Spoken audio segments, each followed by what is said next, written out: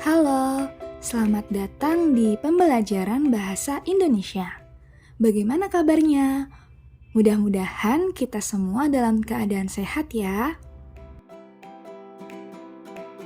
Pada pertemuan sebelumnya, kita sudah mempelajari bagaimana cara menemukan informasi dalam surat pribadi dan surat dinas.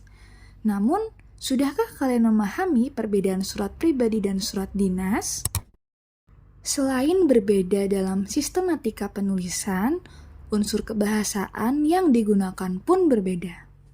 Hal ini berkaitan dengan sifat surat itu sendiri, apakah pribadi atau resmi.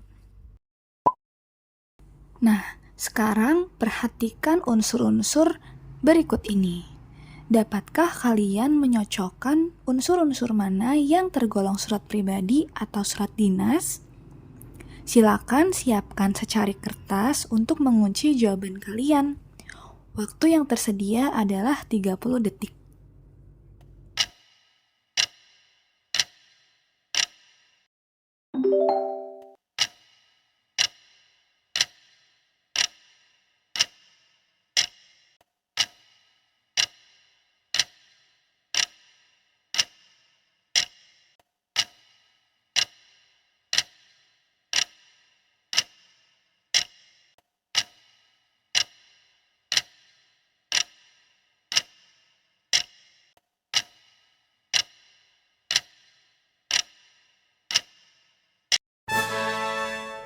Wah, seru bukan?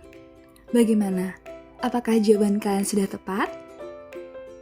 Secara umum, surat dinas ditulis dengan bahasa Indonesia yang baku.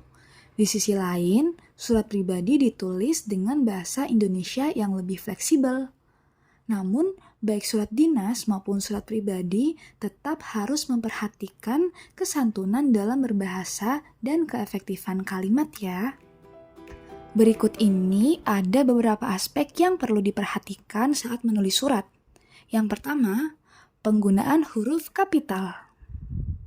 Huruf kapital digunakan untuk penulisan huruf pertama pada kalimat, nama orang, sapaan, jabatan atau gelar, nama bulan, geografis, lembaga atau instansi, dan sebagainya.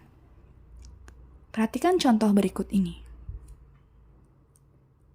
Yang kedua, penggunaan kata baku. Perhatikan contoh berikut ini.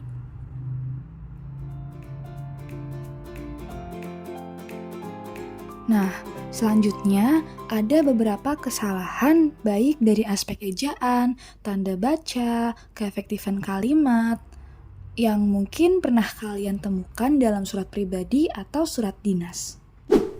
Kesalahan pertama, logo instansi diletakkan di kanan. Hal ini salah ya, seharusnya logo instansi diletakkan di sebelah kiri kop surat. Kesalahan kedua, nama kota harus diawali dengan huruf kapital. Kesalahan ketiga, setiap unsur dalam nomor surat dinas harus dipisahkan menggunakan tanda garis miring, bukan tanda hubung. Yang pertama menunjukkan urutan surat tersebut dikeluarkan, yang kedua menunjukkan instansi yang mengeluarkan surat, yang ketiga menunjukkan bulan dikeluarkannya surat dan harus ditulis dalam bentuk Romawi, yang terakhir menunjukkan tahun dikeluarkannya surat dinas tersebut. Kesalahan keempat, penulisan alamat dalam atau tujuan disampaikannya surat dinas cukup dituliskan dengan kata YTH titik, misalnya Kepala SMP Lab School Cirende. Jadi tidak perlu menambahkan kata kepada sebelum kata YTH. Kesalahan kelima, penulisan kata jalan dalam alamat surat tidak boleh disingkat JLN atau JL. Jadi penulisannya harus lengkap, jalan. Misalnya Jalan Insinyur Juanda. Kesalahan keenam, penulisan kata sampai dengan, misalnya dalam penunjuk hari, harus ditulis S.D. Tidak boleh ditulis S garis miring D. Kesalahan ketujuh. Dalam isi surat dinas, biasanya ada unsur yang menunjukkan keterangan hari dan tanggal.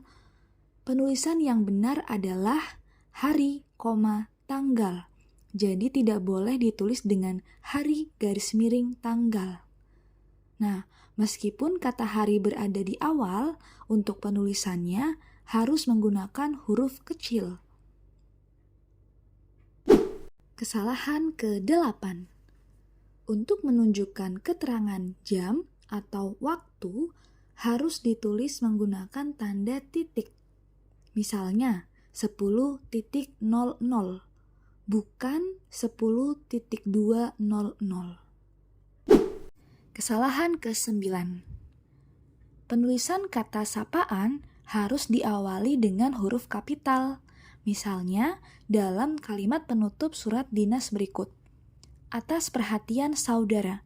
Kata saudara merupakan kata sapaan. Jadi seharusnya ditulis menggunakan huruf kapital di awal katanya.